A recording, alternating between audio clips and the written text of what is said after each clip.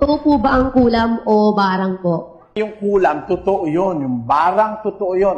Mga gawa ng masasamang espiritu sa tao yan, kapatid. Kaya nga sa Biblia, may mga mangkukulam eh. Basahin natin sa isang talata ng Levitico 19:31. Huwag ninyong babalikan ang mga inaalihan ng masasamang espiritu ni ang mga mangkukulam. Huwag ninyong hanapin na magpakahawa sa kanila. Ako ang Panginoon ninyong Noon Diyos. pa ng mga Hudyo, may mga mangkukulam na, may mga mambabarang, kung ano-ano mga pinagagagawa. Bawal ng Diyos yun sa kanyang mga lingkod. Huwag kayong pupunta sa kanila, huwag kayong babalik sa kanila, sabi niya. Bakit? Pagkalingkod ka sa kasi ng Diyos, hindi ka tatabla ng kulam. Basahin natin ang unang Juan 5:18.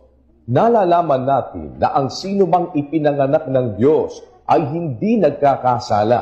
Datapwat, ang ipinanganak ng Diyos ay nag-iingat sa kanyang sarili at hindi siya ginagalaw ng masama. Hindi ka pwedeng galawin ng masama pag anak ka ng Diyos.